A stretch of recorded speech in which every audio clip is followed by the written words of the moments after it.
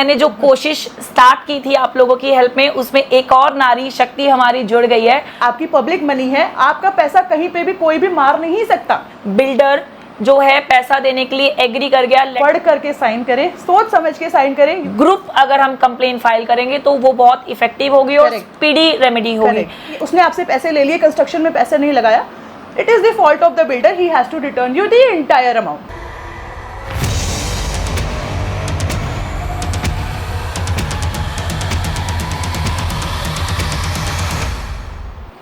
नमस्कार दोस्तों, मैं स्वागत करती हूँ मेरी इस चैनल में जिसका नाम है ग्लोबल ब्रिक्स। और सबसे पहले तो मैं आप सभी लोगों से क्षमा मांगती हूँ बिकॉज आज मेरी आवाज़ थोड़ी सी ठीक नहीं है, तो प्लीज़ कोऑपरेट कर लीजिएगा। गाइज़, मैं जो है आज अपने इस वीडियो के माध्यम से आप लोगों को लीगल एक जो है एजुकेट करना चाहती हूँ कि आजकल जो भी डेवलपर या बिल्डर जो है जिस तरीके की चीज़ें आ रही हैं हम लोगों के सामने, मैं पर्टिकुलर किसी का नाम नहीं लूँगी, या सभी डेवलपर के लिए मैं जो है ये बोलना चाहूँगी, चाहे वो लिस्टेड हो या अनलिस्टेड हो, आपको किस किस पॉइंट पे रेरा कहाँ पे आपको हेल्प कर सकता है। तो आज की मेरी वीडियो में हम अपनी लीगल टीम के साथ बात करेंगे और आप लोगों के लिए प्योरली ये एक एजुकेट करने के लिए, आप लोगों की हेल्प के लिए जो है बेसिकली ये वीडियो है। सो आज हम अपनी वीडियो में जो है एडवोकेट मिसेस हीना आलूवालिया को हम लेकर आए हैं बिकॉज कुछ लोग ये सोचते हैं कि मैं जो उनको इन्फॉर्मेशन देती हूँ वो एक कंटेंट क्रिएट करने के लिए देती हूँ या लोगों को भ्रमित कर रही हूँ, लोगों को पैनिक कर रही हूँ। तो ये वीडियो उन लोगों को मुंह तोड़ जो है जवाब देगा, क्योंकि मैं आज एक ऑथेंटिकेट या एक जो है ऐसे इंसान के साथ बैठी हूँ जो पर्सनली लॉ कर रहे हैं। मैम, फर्स्ट ऑफ ऑल आपका स्वागत है हमारे इस चैनल में। Thank you ma'am, thank you very much. मैं हिना आलूवालिया, मैं एक प्रैक्टिसिंग एडवोकेट हूँ, all over pan India level पे काम करती हूँ और मेरी एक लॉ फर्म है जिसका नाम है law office of law lines. हम लोग फ्रॉम लास्ट 12 ईयर्स ये सारा काम कर रहे हैं और हमारे साथ 40 लॉयर्स जुड़े हुए हैं। रेरा की बेसिकली जो भी क्वेरीज़ हैं मैम आप मुझसे पूछ सकते हैं, कोई I will provide my best services, my best advice. So आज मैं इनके कीमती समय पे मैं पहले तो ma'am thank you so much आपके लिए करूंगी कि आपने इतना कीमती समय निकाल के और छोटे छोटे बच्चों को जो इनके अभी ट्विंस हुए हैं, बधाइयों वाले उनके लिए, उनमें से अपना निजी समय निकाल के आप लोगों के लिए, आप लोगों के हेल्प के लिए, मैडम जो हैं यहाँ बैठी हैं आप लोगों के क्वेश्चन के लिए। सो मैं आशा करती हूँ कि हमारी जो भी जो हमारी कॉन्वर्सेशन होगी उसको ध्यान से सुनिए, आप लोगों को बहुत हेल्पफुल होने वाली है। सो मैम हीना मैम, मेरा पहला क्वेश्चन ये है कि आपने तो जैसा कि हमारी अभी कॉन्वर्सेशन हुई और आपने बताया कि आपने बिफोर रेरा भी लोगों को हेल्प किया है, जो ये डेवलपर हैं, चाहे वो कोई भी डेवलपर है, चाहे वो लिस्टेड है, चाहे वो अनलिस्टेड है, बड़े ब्रांड है, छोटे ब्रांड है। सो रेरा जब बना है 2016-17 में, उससे पहले जो है कस्टमर के लिए क्या मुसीबतें थी, या फिर मैं ये बोलूँगी कि रेरा के आने के बाद कस्टमर को कितनी सहूलियत मिल गई है? करेक्ट मैम, बेसिकली देखिए जो रेरा का एक्ट कमेंस हुआ है 2016 में, ये हुआ ही हम लोगों के लिए है। नॉर्मल जिन लोगों के पैसे फंस जाते हैं, किसी बिल्डर के पास फंस जाते हैं, वो सारी प्रॉब्लम्स को ख़त्म करके एक पर्टिकुलर अथॉरिटी बना दी गई है, एक पर्टिकुलर एक्ट बना दिया गया है जिसमें कि बिल्डर को सारे के सारे नॉर्म्स फॉलो करने हैं। जब वो सारे के सारे नॉर्म्स फॉलो करेगा तो उसको एक रजिस्ट्रेशन नंबर दिया जाएगा। उस रजिस्ट्रेशन नंबर में we as a buyers we have to check कि जिस भी बिल्डर के पास हम जा रहे हैं उसके पास रेरा नंबर है, उसके पास सारे अप्रूवल्स हैं या नहीं है। We will only go to that particular person जिसके पास ये सारी की सारी सुविधाएं हमारे पास बिल्डर हमें प्रोवाइड कराए। पहली बात, बिल्डर जो है कोई भी अगर रेरा का बेसिकली मोटिव ही यही है कि हमारी सुरक्षा। मैं एक छोटा इन्वेस्टर हूँ, मेरे पैसे हार्ड अर्नड हैं, बहुत मेहनत से कमाए गए हैं, उस पैसे को कैसे मैं प्रॉपर वे में इन्वेस्ट कर सकता हूँ। छोटा पैसा, थोड़ा पैसा, बिल्डर के पास बहुत सारा पैसा, वो पैसा फ्रॉड में ना जाए, वो पैसा सुरक्षित रहे, इसलिए रेरा का जन्म हुआ था। ठीक है, basically RERA is to protect me. अब रेरा हमें प्रोटेक्ट कैसे करता है? बेसिकली देखिए, जो रेरा होता है, रेरा एक अथॉरिटी है जो कि बिल्डर को गलत काम करने से रोकेगा, हमारा पैसा सही जगह पे जाए उस चीज़ को देख रेख करेगा। एज पर रेरा जो भी आप पैसा देते हैं उसका 70% पैसा उसी पर्टिकुलर प्रोजेक्ट में लगेगा, कंस्ट्रक्शन में लगेगा, जो पैसा आप बिल्डर को दे रहे हैं। ठीक है मैम? जी मैम। सो मैम ये तो आपने बताया कि रेरा बिल्ड होने के बाद लोग जो हमारे कस्टमर्स हैं, जो हमारे बायर्स हैं, वो कितने सेफ हो गए। करेक्ट। कि उन्होंने जो पैसा XYZ जो भी अमाउंट दिया वो 70% उनकी कंस्ट्रक्शन में लगेगा, चाहे वो कमर्शियल ले रहे हैं, चाहे वो रेजिडेंशियल ले रहे हैं, या वो किसी भी तरीके का अंडर कंस्ट्रक्शन प्रॉपर्टी में इन्वेस्टमेंट कर रहे हैं। सो मैम ये तो रेरा की पावर तो सभी को पता है, और जब से ये न्यूज आ रही है कि वो बिल्डर ऐसे हो गया, वो बिल्डर ऐसे हो गया, तो उसके बाद तो लोगों ने रेरा के एक पेज को छांट मारा या पढ़ लिया। मैं बहुत डीप स्टडी कर ली। लेकिन स्टेजेस ऑफ रेरा कि जब अब मेरे पास ग्रुप में है, काफी लोगों का ग्रुप है, और स्पेशली ये वीडियो मेरे उन ग्रुप्स के लिए हैं जो जिनके लिए मैंने जिस मोटिव के लिए मैंने वो ग्रुप बनाया है कि मैं उनको हेल्प करूंगी। सो मैम मैं ये जानना चाहती हूँ, उस ग्रुप में काफी स्टेजेस पे लोग हैं। कुछ लोग ऐसे हैं जिन्होंने बुकिंग अमाउंट दिया है, कुछ लोग ऐसे हैं जिन्होंने अलॉटमेंट किया है, कुछ लोग ऐसे हैं जिनका बिल्डर बायर एग्रीमेंट बन गया लेकिन साइन नहीं हुआ, कुछ लोग ऐसे जिनका रजिस्ट्रेशन हो गया। सो हम स्टेप वाइज करेंगे तो लोगों को थोड़ा ज्यादा क्लियर समझ में आएगा। सो मैम मैं पहले बात करती हूँ कि बुकिंग अमाउंट, मान लो किसी ने किसी भी प्रोजेक्ट के अगेंस्ट मेरे किसी भी बायर ने 5 लाख रुपए बुकिंग अमाउंट दिया है, क्या वो एज पर रेरा गाइडलाइन कोई भी डेवलपर, मैं किसी का भी नाम नहीं लूंगी, क्या वो फॉरफिट हो सकता है या खत्म हो सकता है बुकिंग अमाउंट? मैम देखिए, जो भी बुकिंग अमाउंट आप देते हैं, ठीक है, आप सोच समझ के अग्रीमेंट पढ़ के बिल्डर ने क्या लिखा है, क्या टर्म्स एंड कंडीशंस है उसकी, वो हर एक चीज़ पढ़ करके आप करिए अपना सारा का सारा जो भी आपको अग्रीमेंट में आगे फॉरवर्ड करना है।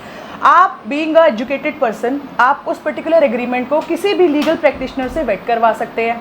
आप उसे पढ़वाइए, आप उसे 10 बार पढ़िए, उसमें देखिए कि जो भी टर्म्स लिखी हुई हैं वो आपको एक्सेप्टेबल है या नहीं है। अगर वो एक्सेप्टेबल नहीं है, ड्रॉप ऑफ, उस प्रोजेक्ट में आपने जाना ही नहीं है। अगर वो एक्सेप्टेबल है तो ही आप उसमें जाएंगे, ठीक है। दूसरी चीज़ ये है कि बिल्डर डिफ़ॉल्ट करेगा तो आपको पूरा पैसा रिफंड मिलेगा। आप अगर बैक ऑफ करेंगे तो builder has to take some money from you as per the RERA act. वो कुछ पैसा काट के आपके पैसे रिफंड करेगा।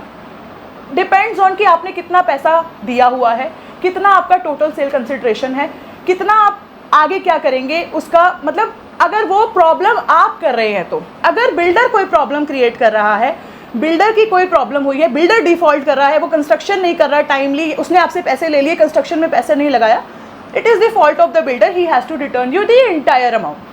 बाकी अगर जो बुकिंग में है, जो आपकी रजिस्ट्रेशन हुई नहीं है, अगर आप पैसे दे चुके हो, आपके एग्रीमेंट अभी प्रोसेस में है, तो आप उसके लिए you have to wait. First of all you don't have to make any default आपने नहीं करना। क्यों? क्योंकि आप सोच समझ के आए हो ना इस पर्टिकुलर एग्रीमेंट में, आप इन्वेस्ट करना चाहते हो कुछ पैसा, आपका हार्ड अर्न्ड पैसा है, सोच समझ के इन्वेस्ट करो। अगर कर लिया है, कोई बीच में कोई प्रॉब्लम आ गई है, talk to your builder, sorry. अगर बिल्डर कुछ प्रॉब्लम कर रहा है, आनाकानी कर रहा है, अगर वो कोई डिफ़ॉल्ट कर रहा है, एक्चुअल कोई डिफ़ॉल्ट कर रहा है, you can go to RERA authority, you can go into writ. आपकी पब्लिक मनी है, आपका पैसा कहीं पे भी कोई भी मार नहीं सकता। You are very much secured. And जो ये एक्ट बना है, ये आप ही की सेफ्टी के लिए बना है। गवर्नमेंट जो है आप ही के लिए काम करती है। हम सब, we all are taxpayers, and हम लोग सब मिलके डेमोक्रेटिक कंट्री के पार्ट हैं। तो ऐसा कोई भी नहीं कर सकता कि आपका पैसा कोई मार लेगा। आपको पैनिक करने की ज़रूरत नहीं है, आपको बिल्कुल भी घबराने की ज़रूरत नहीं है। Until and unless the builder defaults, आपको डिफ़ॉल्ट करने की ज़रूरत नहीं है। आप अपना आराम से बैठो, जो आपके टर्म्स हैं एग्रीमेंट में वो फॉलो हो रहे हैं, आराम से रहो। फॉलो नहीं हो रहे, गो इनटू कोर्ट। कोई भी उससे पहले अगर कोई भी कुछ भी आपको कहता है, आपको उसमें कुछ भी सोचने समझने की ज़रूरत नहीं है। Be it any builder, problems हर जगह पे आती हैं। प्रॉब्लम्स, हमारी तो लाइफ ही ऊपर नीचे चलती है, it's life. If there are no problems there is no life. तो बेसिकली यही है कि कोई बिल्डर अगर डिफ़ॉल्ट करता है, you can go into any court, any tribunal, जो भी मतलब प्रिस्क्राइब ट्रिब्यूनल्स हैं, आप वहाँ पे जाएंगे, आपका पैसा सुरक्षित है। आप अगर डिफ़ॉल्ट करेंगे तो वो एज़ पर जो भी हमारे नॉर्म्स हैं, आपका पैसा कट के आपको रिफंड मिलेगा, उसमें भी आप सुरक्षित हैं। But as per the agreement में जो लिखा है वो आपको फॉलो करना पड़ेगा। और मैम जैसे कि काफ़ी कस्टमर मेरे ऐसे हैं कि जिन्होंने 1090 पेमेंट प्लान पे उनसे कोई भी चीज़ परचेज की है, 10% जो है बिल्डर को, सॉरी इन्वेस्टर को खुद फंड करना पड़ता है, बाकी का 90% जो पेमेंट है वो थ्रू बैंक होनी थी। लोगों का सिविल भी अच्छा है, लोगों ने सैंक्शन लेटर भी दे दिया, लेकिन just because of some rumours, या र्यूमर्स भी नहीं बोलेंगे कि जो चीज़ हो रही है, लोग बैंक ने पैसा रिलीज करने से, डिस्पर्स करने से मना कर दिया। ओके। तो इस सिचुएशन में कि जब मेरे पास सेंक्शन लेटर है, लेटर सपोज मैं बायर हूँ, मेरे पास सेंक्शन लेटर भी है एंड मैं जो है प्रोसीड करना चाहती हूँ, अभी भी जाना चाहती हूँ उस प्रोजेक्ट में, लेकिन उस केस में अगर मेरे पास फॉरफिट का लेटर आता है तो क्या वो पॉसिबल है या उनको पैसा देना पड़ेगा? आपको बेसिकली बैंक से एक लेटर लेना पड़ेगा कि वो आपका पैसा, जो लोन का पैसा है, वो सैंक्शन कर चुके हैं, अप्रूवल लेटर दे चुके हैं, वो रोक क्यों बैठे हैं। अगर उसमें बैंक लिख के देता है कि जी due to the image of the builder we are doing so and so, it is the default of the builder. If he is not capable, अगर आपका प्रॉब्लम है, सिबिल का प्रॉब्लम है, आपकी इश्यूज़ हैं, तो उसमें nobody can help you. But if there is any kind of default from the builder, देखिए बिल्डर की इमेज ऊपर नीचे होती रहती है, it is a very natural सी चीज़ है, ठीक है। लेकिन आपका जब तक आपको कोई प्रॉब्लम हो रही है बिल्डर की तरफ से, तो भी आपका पैसा सिक्योर्ड है, कोई प्रॉब्लम नहीं है। आपकी अपनी वजह से कोई प्रॉब्लम हो रही है तो भी आपको वो सारा पैसा काट नहीं सकते हैं। It is a principle of natural justice. जो भी अमाउंट है आपका, वो आपका अगर आपके बिल्डर के कारण अटका हुआ है, आपको वापस मिलेगा। अगर आपके कारण अटका हुआ है तो भी जो भी एज पर द एग्रीमेंट, वो भी आपको वापस मिलेगा। कोई पैसा किसी का फालतू में कोई नहीं मार सकता। जैसे कि मैम ने बताया कि आप डिफ़ॉल्ट करते हैं या आप बैक स्टेप लेते हैं तो कुछ अमाउंट आपका कटेगा, लेकिन फॉरफिट वो तभी भी नहीं कर सकते। और अगर इमेज ऑफ बिल्डर अगर बैंक डिस्पर्स नहीं करता तो उस सिचुएशन में भी आपका पैसा जो है आपको मिलेगा। Am I right ma'am? Correct. और आप लोगों की वजह sorry ma'am, जी ma'am, you have to take that particular thing in writing from the bank that they are not disbursing your loan not due to your CIBIL but due to the image of the builder. Builder की गलती आपको वो लिख के देंगे। If they can give it in writing then it is the default of the builder but not otherwise. Okay, लेकिन आप लोगों की वजह से ही, आप लोगों के उससे ही मुझे पता चल रहा है कि अब जो है बिल्डर जो है पैसा देने के लिए एग्री कर गया। लेटर सपोज अगर आपके 10 लाख रुपए हैं तो उसका 10 लाख का 10% काट के वो आपको रिफंड करने के लिए एग्री कर गए हैं। ये मेरे पास मेरे इंटरनली सोर्सेज से मुझे पता चल रहा है। सो मैम ने जितना भी अभी तक मुझे बताया उससे मुझे यही समझ में आ रहा है कि बिफोर रजिस्ट्रेशन अगर आप डिफॉल्ट करते हैं, आप बैक स्टेप लेते हैं तो कुछ अमाउंट उनको उनकी सहूलियत के हिसाब से काटना पड़ेगा। वो आपके और बिल्डर के बीच में म्यूचुअल होगा, लेकिन एज पर द एग्रीमेंट अगर डिफॉल्ट डेवलपर करता है तो आपका पूरा पैसा वापस मिलेगा। अब मैम बात कर लेते हैं जो साइंड एग्रीमेंट हो गया है, जो एसडीएम ऑफिस में जाके साइंड हो गया है, उस सिचुएशन में क्या वो पूरा पैसा फॉरफिट कर सकते हैं या टोटल कंसिडरेशन का कितना % जो है उनको फॉरफिट करने का अलाउ है एज पर रेरा? पर मैम किसका डिफॉल्ट किसका, who wants to back out? Ma'am of course जब इस तरीके के र्यूमर्स आ रहे हैं लोगों में पैनिक होता है। आपने जैसे बताया hard and money, back out करने की कोई ज़रूरत नहीं है। आप अपने जो आपका प्रोजेक्ट है आप उस प्रोजेक्ट में जाओ, उसमें डेवलपमेंट देखो कितनी है। अगर आपको वो पोजेशन दे रहे हैं, क्या प्रॉब्लम है? आपको बैकआउट करने की कोई ज़रूरत नहीं है। आपको सब कुछ मिल रहा है as per the agreement, as per whatever the builder has committed, तो आपको बैकआउट करने की कोई ज़रूरत नहीं है। आपको उसको जो भी उसने आपको पहले 2 साल 3 साल पहले जो उसकी इमेज थी, एज पर दैट उसने आपको जो प्रोमिस किए थे वो पूरे किए हैं, अभी भी राइट नाउ वो पूरे कर रहा है, तो उसमें आपको क्या प्रॉब्लम है? आपको तो अपनी चीज़ से प्रॉब्लम है ना। आप मतलब उससे मतलब है, आपको अपनी चीज़ से मतलब है, जो उसने प्रॉमिस किया आपको मिल रही है। तो जैसा कि मैं अपनी हर वीडियो में बोलती हूँ कि अभी आप फर्दर पेमेंट अभी फ़िलहाल के लिए मत कीजिए। और अगर आपका रेरा रजिस्टर्ड हो गया है, सॉरी आपका बीबीए रजिस्टर्ड हो गया है, तो यू शुड रिटेन। क्योंकि मैं हमेशा अपनी हर वीडियो में बोलती हूँ कि आपके अगर प्रोजेक्ट में रेरा है तो यू शुड वेट, क्योंकि रेरा पे बिलीव कीजिए, अपने लॉ पे बिलीव करिए।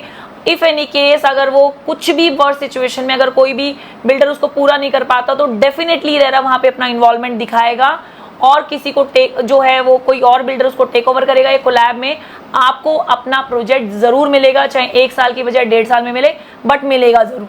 यही मैम आपका भी लॉ बोलता है ma'am. There is only one clause जिसकी वजह से आपका प्रोजेक्ट डिले होगा तो ये एक्सेप्टेबल होगा, दैट इज फोर्स मैजेure इवेंट। कोई डिजास्टर सिचुएशन, कोई अर्थक्वेक सिचुएशन या कोविड सिचुएशन जो हमारे बस में नहीं है, बिल्डर के भी बस में नहीं है, अगर उसकी वजह से आपका प्रोजेक्ट डिले होता है तो you have to bear, everybody will bear on humanitarian ground, सब बियर करते ही हैं। लेकिन अगर अदरवाइज है कि उसने पैसा कहीं और डाइवर्ट कर दिया, आपने किसी और प्रोजेक्ट में लगा दिया, आपका प्रोजेक्ट है, आपका पैसा आपके प्रोजेक्ट में लगाने की बजाय किसी और प्रोजेक्ट में लगा दिया, वो गलत है, उसके लिए आप एक्शन ले सकते हैं। और गवर्नमेंट ने स्पीडी रिकवरी के लिए, क्योंकि आपका पैसा आपको जल्दी चाहिए, इसीलिए ये रेरा एक्ट इन्वोक कराया गया था। रेरा की अथॉरिटी बैठी ही इसीलिए है, specially it is only for the builder buyer agreements and the things involving between the buyer and the builder. हम छोटे लोग हैं, मिडिल क्लास फैमिली के लोग हैं, छोटे छोटे पैसे होते हैं, हार्ड अर्न पैसे होते हैं जो हम इन्वेस्ट करते हैं।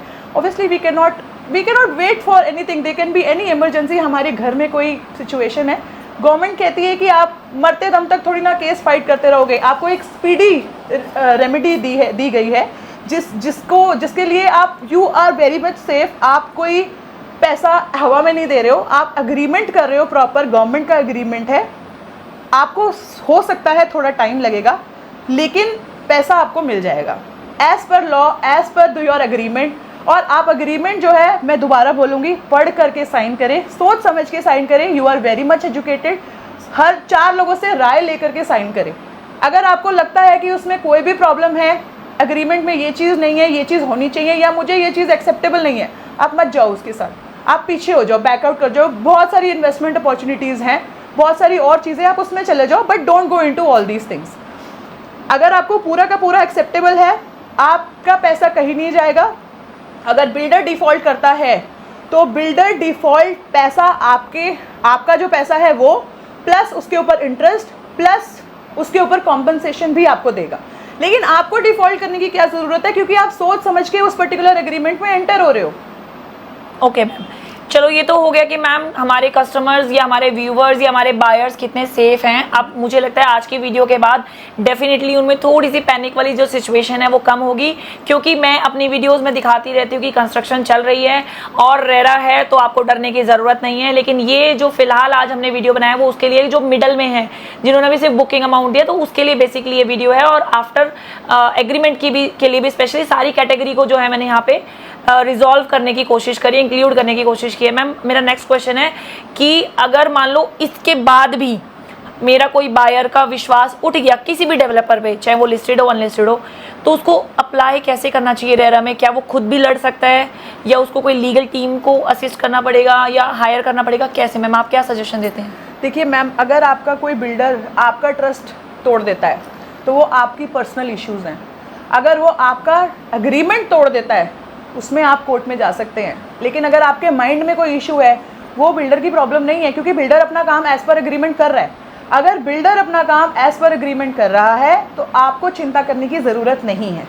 आप आराम से बैठे, कोई प्रॉब्लम नहीं है until and unless there is default from the builder. But still ma'am कुछ लोग हैं जो मेरे पास कॉल करते हैं कि मैम हमने तो रेरा में, कई लोगों ने तो कर भी चुके हैं, वो मेरे ग्रुप में भी ऐड है वो, कि हम लोगों ने रेरा में कर दिया, तो क्या मतलब कि उनको खुद लड़ना चाहिए या कोई लीगल के क्योंकि मेरे ग्रुप में बहुत ही वाइस और इंटेलिजेंट लोग हैं मैम, तो क्या वो खुद भी लड़ सकते हैं या उनको कोई, मतलब कई लोग ऐसे हैं कि जो नहीं, लॉयर को नहीं अफोर्ड कर सकते, बहुत फीस होती है, हम रियली सॉरी टू से, लेकिन वो नहीं अफोर्ड करना चाहते, तो इस प्रोसेस में ज़्यादा टाइम लगेगा और कैसे वो खुद लड़ सकते हैं किसी उसको आप लॉयर को हायर कर सकते हैं, वो थोड़ा सा मैम बता दीजिए कि वो खुद भी लड़ सकते हैं। मैम देखिए, जैसे एक बिल्डर है, उसके पास बहुत सारे इन्वेस्टर्स हैं, एक इन्वेस्टर नहीं है जी, तो there is something known as group proceedings. आप एक मिल करके एक बिल्डर के अगेंस्ट भी फाइल कर सकते हैं कोर्ट में। जब रेरा नहीं था तब हम कंज्यूमर कोर्ट में जाते थे, डिस्ट्रिक्ट फोरम में जाते थे, एज़ पर जो भी उसकी ज्यूरिसडिक्शन बनती थी उसमें जाते थे। They also give very speedy remedies, directions दी जाती हैं बिल्डर को पैसा रिलीज़ करने की। ऐसा रेरा के बाद थोड़ी सी चीज़ें और सिंक्रनाइज्ड वे में चली गई हैं। Majorly if you can do it, आपके बहुत सारे काम हैं, आप अपनी नौकरी छोड़ के अगर इस चीज़ में चले जाएंगे तो it is basically a harm to you as well, right.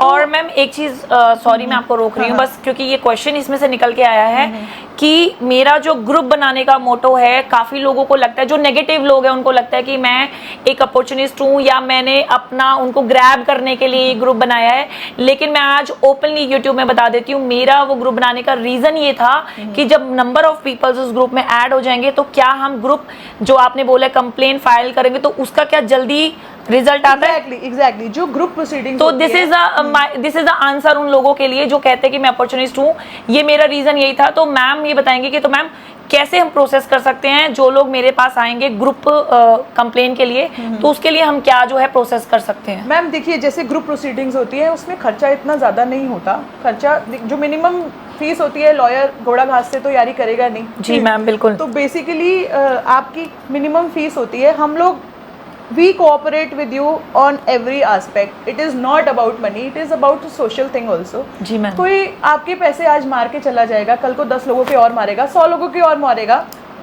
मतलब it is basically a social taboo. जी मैम, मैंने भी शायद हाँ, it is not basically for कि एक बंदे के पैसे चले गए थे।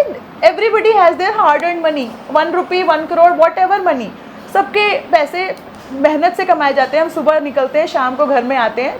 We are working for that purpose only ma'am. अब हम बात करते हैं ग्रुप प्रोसीडिंग्स की। बेसिकली जब बहुत सारे लोग मिलकर के एक अथॉरिटी के पास जाते हैं, तो एक अथॉरिटी भी सोचती है कि इतने सारे लोगों का पैसा जो है, हार्ड एंड पैसा जो है, जल्दी से जल्दी उनको वापस मिले। तो हम लोग बेसिकली देखिए, what ever ma'am has suggested me कि एक ग्रुप कॉल्स होती हैं, I can give you advises, what ever मेरा जो बेस्ट नॉलेज होगा मैं आपके लिए दे सकती हूँ। That is not a problem at all. I am for you, for everybody, you are for me basically. तो मैं मतलब मेरा बेसिकली कहने का मतलब ये है कि हम लोग मिल कर के, अगर किसी 4 लोग मिल कर के जब जाते हैं तो उसका ज़्यादा इफेक्ट होता है रादर देन हम सिंगल जाते हैं। इवन कोर्ट में भी क्या होता है कि अगर 4 चीज़ें एक ही मुद्दे पे होती हैं तो वो चारों चीज़ों को कंबाइन कर देते हैं, तो वो एक ही हियरिंग में डिसाइड हो जाती है। एक ही बंदे के अगेंस्ट है तो वो थोड़ा सा जल्दी प्रोसीडिंग्स होती हैं। बहुत सारे लोग दिखते हैं और सबको समझ में आता है कि सबके हार्ड एंड पैसे इन्वॉल्व हैं, सबकी हर एक चीज़। तो जो अथॉरिटी है वो भी उसका प्रॉपर अच्छे से स्पीडी रेमेडी हमें प्रोवाइड कराती है। सो अकॉर्डिंग टू मैम कि जैसे कि मैंने ग्रुप बनाने का, आज मुझे लगता है कि कहीं ना कहीं मैं सफल होती नज़र आ रही हूँ कि मेरा जो ग्रुप बनाने का रीज़न यही था कि हम इकट्ठा होके अपनी आवाज़ को बुलंद करें, एक हाथ मिलके पूरा इसको मुट्ठी बनाएं और अपनी आवाज़ को बुलंद करके जो है हम ग्रुप, अगर हम कंप्लेन फाइल करेंगे तो वो बहुत इफेक्टिव होगी और स्पीडी रेमेडी होगी। सो मैम, मैं आपसे रिक्वेस्ट करूँगी कि मैं लास्ट वीक सैटरडे को मैंने ग्रुप कॉल किया था या गूगल मीट किया था। सो मैं आप लोगों को कहती, आपको भी मैं इसमें इनवाइट करना चाहूँगी। बहुत जल्दी मैं उसका लिंक भी आप लोगों के साथ शेयर करूँगी, जिसमें मैम 1 to 1, क्योंकि जैसा कि मैंने बताया 500 लोग हैं मैम, सबकी सिचुएशंस अलग हैं, सबके स्थिति बिल्कुल अलग है। तो मैम 1 to 1 करेंगे और उसके बाद अगर ग्रुप में मेजॉरिटी ली जाएगी, जो लोग जो हैं ग्रुप कंप्लेन में जाना चाहते हैं वो मुझसे कांटेक्ट कर सकते हैं और मैम के थ्रू, क्योंकि हम एक नोबल कोज कर रहे हैं, हम एक सोशल कोज कर रहे हैं। It's not about money. लोग मुझ पे बहुत ज़्यादा जो है बोल देते हैं कि मैं लोगों को ग्रैब कर रही हूँ, ऐसा बिल्कुल भी नहीं है। मैं आप लोगों के लिए टाइम निकाल के, और मैम अपना कीमती टाइम निकाल के आप लोगों को थोड़ी सी, जो भी इनकी नॉमिनल फीस होगी, मैं इनको रिक्वेस्ट करूँगी जो है वो अपनी फीस को थोड़ी सी कटौती कर ले मेरे व्यूवर्स के लिए। सो ये मेरी आज की वीडियो में ये मेरी मंशा थी कि मैं थोड़ा सा लीगल वो चीज़ करूं। Ma'am last but not least, as a lawyer आप लोगों के पास में बहुत केसेस आते होंगे रेरा के, आप लोगों ने देखा है लोगों को रोते बिलखते, खेतों को बेच के बेचारे घर, क्योंकि आदिकाल से एक कहावत है, रोटी कपड़ा और मकान एक नेसेसिटी में आता है। और आज मेरे जितने भी बायर्स हैं वो लगभग रेजिडेंशियल के हैं। सो मैम, आपके अकॉर्डिंग अभी जो सिचुएशन चल रही है बिल्डर के साथ, तो उसमें उनको पैनिक रिटेन करना चाहिए या फिर उनको एग्जिट करना चाहिए? और अगर रिटेन करते हैं तो क्या फ़ायदे होंगे, और एग्जिट करेंगे तो क्या नुकसान होंगे, वो थोड़ा सा मैम आप बताइए। देखिए, आपको अभी एकदम से पैनिक करके एग्जिट करने की कोई ज़रूरत नहीं है। जब आपका बिल्डर अपनी सारी कमिटमेंट्स पूरी कर रहा है तो आपको एग्जिट करने की ज़रूरत क्या है? जस्ट बिकॉज कि उसका थोड़ा सा प्रॉब्लम आ गया है उसके सिर पे, तो डज नॉट मीन ना कि वो अपनी कमिटमेंट से पीछे हट रहा है। The builder is having team. वो कोई एक इकलौता बंदा नहीं है जो कि प्रॉब्लम में है, बट वो अगर आपको अपनी सारी कमिटमेंट्स पूरी कर रहा है, कोई डिफ़ॉल्ट नहीं कर रहा, आपको आपके पैसे टाइमली मिल रहे हैं, आपको जो भी रिटर्न उसने प्रॉमिस किया है आपको टाइमली मिल रहा है, आपको कोई ज़रूरत नहीं है कोई भी एक्शन लेने की। You written it, wait for some time. कोई इतना भागा दौड़ी करने की ज़रूरत नहीं है, बिकॉज अगर आप एग्जिट करोगे तो it will be your call और आपको फिर उसका हर्जाना पे करना पड़ेगा। तो उसकी बजाय आप थोड़ा सा वेट करो। उसको अगर डिफ़ॉल्ट करना होगा, आप अज्यूम नहीं कर सकते कि वो डिफ़ॉल्ट करेगा ही करेगा, क्या पता ना करे, नहीं करेगा। आपका प्रोजेक्ट चल रहा है, आप अपना रिटर्न जो भी आपको मिल रहा है आप अपना आराम से रहो, as per law, as per the agreement, if everybody is going correct. तो आप अपना जो भी आपका प्रोजेक्ट है उसको रिटेन करो। जैसे कि मैंने अपनी प्रीवियस वीडियो में बोला था कि फर्दर पेमेंट मत कीजिए, वो जो मैंने टाइम लिया था वो मैं देखना चाहती थी कि ऊँट किस करवट बैठेगा, लेकिन आज 2 महीने के बाद भी जो है वही सिचुएशन है, वही चीज़ें हैं, लेकिन इंटरनली सोर्सेज से लग रहा है कि बहुत जल्दी ये चीज़ें जो है ख़त्म होने वाली है। तो मैं अपने दर्शकों को या अपने व्यूवर्स को यही बोलूँगी, अगर आपका प्रोजेक्ट रेरा अप्रूव्ड है और कंस्ट्रक्शन चल रही है, जो कि मैं दिखाती रहती हूँ time by time, ma'am thank you so much, आपने जो है ये गाइड किया हमारे व्यूवर्स को, और मैं आपसे रिक्वेस्ट करती हूँ आप हमारे ग्रुप में ऐड होइए, या फिर ग्रुप में, मैं जानती हूँ आपका बहुत शेड्यूल बहुत तंग रहता है, टाइट रहता है, तो जब भी मैं गूगल मीट करूँगी मैम अपने व्यूवर्स के लिए एडवाइस के लिए, सो आप मैम उनको प्लीज़ गाइड कीजिए। Sure, I am 100% whenever you will call me जी, मैं हमेशा अवेलेबल, मैं I take out my time, मैं अवेलेबल रहूँगी and I am always there for you. आपको कोई भी गाइडेंस चाहिए, मेरे को कोई ऐसा मॉनिटरी कोई भी रिक्वायरमेंट नहीं है आपसे, but it is for you, if I can help you, मैं आपकी सेवा कर सकती हूँ, मेरे लिए बहुत बड़ी बात होगी। सो कहते हैं कि एक औरत क्या नहीं कर सकती, सो मुझे लगता है कि मैंने जो कोशिश स्टार्ट की थी आप लोगों की हेल्प में, उसमें एक और नारी शक्ति हमारी जुड़ गई है, और मैं भगवान जी से जो है शक्ति चाहती हूँ कि हम दोनों मिलके जो हमने कोशिश कर रहे हैं आप लोगों के लिए, हम उसमें सफल हो जाएं। हम लोग आप ही के लिए और हमेशा रहेंगे। इसके अलावा भी आपको अगर मुझसे कॉल करना है, मैं देखो ग्रुप में ज़्यादा एक्टिव नहीं होती, अगर आप मेरे को कॉल करके गाइडेंस ले सकते हैं तो मैं भी रहूँगी, और आपको मैं मैम का भी नंबर दूंगी, आप पर्सनली मैम से भी कनेक्ट कर सकते हैं फ्री ऑफ कॉस्ट। मैं सोशल मीडिया पे बोल रही हूँ फ्री ऑफ कॉस्ट, जबकि कोई भी लॉयर आपको फ्री में कोई भी एडवाइस नहीं देता, बट फ्री ऑफ कॉस्ट वो आपको एडवाइस देंगी। तो आज की वीडियो में बस इतना ही। होपफुली आपको मेरी वीडियो पसंद आई होगी। टिल देन नमस्कार, गुड बाय। Thank you.